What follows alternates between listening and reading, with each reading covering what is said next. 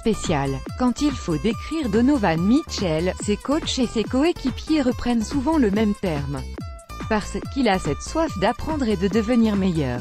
Parce qu'il a cette ambition de faire gagner son équipe mais tout en respectant les conseils des vétérans. Parce que des rookies comme lui, il y en a un tous les 10 ans. Le petit arrière du Jazz est d'ailleurs devenu le premier débutant à boucler une saison à plus de 20 points par match, 20,5, depuis Blake Griffin en 2011. Sauf qu'à l'époque, l'intérieur des Los Angeles Clippers avait bénéficié d'une saison blanche pour s'entraîner avec un staff NBA. Comme c'est le cas aujourd'hui de Ben Simmons, concurrent de Mitchell dans la course pour le Roy Rookie of the Year. Taquin, le jeune joueur de Salt Lake City insiste sur le fait que l'Australien n'est pas vraiment un rookie. Mais à vrai dire, lui non plus. Du moins, ce n'est pas l'impression qu'il renvoie à chaque fois qu'il met les pieds sur un parquet. Vous en connaissez beaucoup, vous, des joueurs aussi inexpérimentés qui portent leur franchise dès leur arrivée dans le championnat le plus relevé du monde? Depuis Carmelo Anthony en 2004, pas un seul rookie n'avait terminé meilleur marqueur de son équipe tout en la qualifiant en play-off. Seuls David Robinson, Larry Bird, Kareem Abdul-Jabbar et Wilt Chamberlain, 4 Hall of Famers, l'ont fait en gagnant 48 matchs ou plus total compilés par le Jazz, 5e à l'Ouest cette saison. Voilà de quoi classer un bonhomme au profil à la Dwayne Wade, une réussite hâtive difficilement prévisible. Ni pour le joueur, ni pour l'organisation de l'État mormon. Utah encaissait à peine le départ de Gordon Hayward, son seul All-Star pour Boston quand le 13e choix de la draft 2017 prenait ses quartiers dans sa nouvelle ville.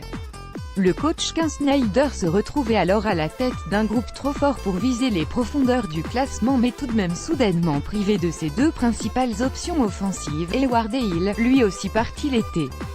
Sans réel scoreur capable de marquer des points. Puis un jeune homme de 21 ans s'est décidé d'assumer ce rôle quasiment jamais réservé aux premières années. Encore moins à un prospect pioché en dehors du top 10. Mais Donovan Mitchell est spécial. Comme ils le disent, il a surfé sur 7 premiers matchs délicats en sortie de banc avant de placer des pointes fréquentes au-dessus des 20 pions. Puis il a passé la barre des 40-41 points, le 1er décembre lors d'un succès face aux Pélicans. La machine était lancée. Vainqueur du concours de dunk, patron de son équipe, élément moteur de la fin de la saison fantastique du Jazz. Une star est née, à tel point que le garçon a été comparé à Dwayne Wade. Encore fallait-il assumer toute cette pression en play-off. Valider les acquis. Frapper encore plus fort. Et il ne s'est pas caché. Là encore, sur une scène pourtant plus grande avec des regards plus nombreux et des attentes plus élevées, le rookie, paraît-il, a vite fait ses preuves. Très vite, sa performance lors du match 2 de la série contre le Thunder en dit long sur son attitude, ses capacités et son potentiel. Plus solide que le Big Three, dos cassé dans le Money Time, Utah se devait de remporter la rencontre pour récupérer l'avantage du terrain et surtout éviter de se retrouver à 0-2. C'est pourtant Oklahoma City qui menait au score à l'entame du 4e quart-temps.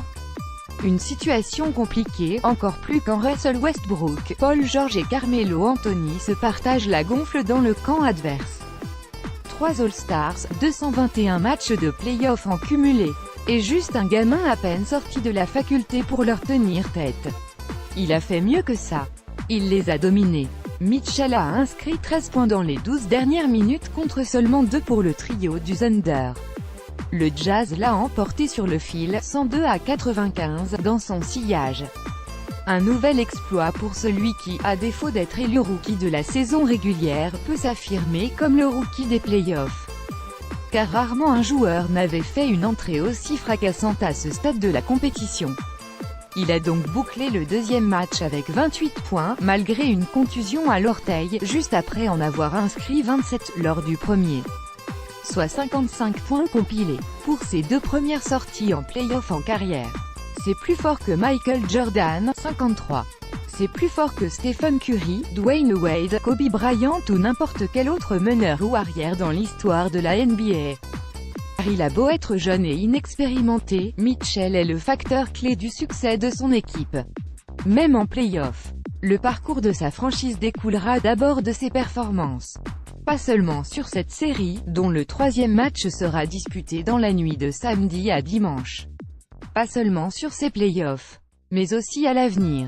Le Jazz ira aussi loin que ce que la superstar en devenir peut le porter. Tant qu'il défendra les couleurs de Salt Lake City, une ville qu'il adore, le futur de l'organisation sera à l'image de son nouveau joyau spécial. Donovan Mitchell, Utah Jazz, et Klay Thompson, Golden State Warriors, AFP.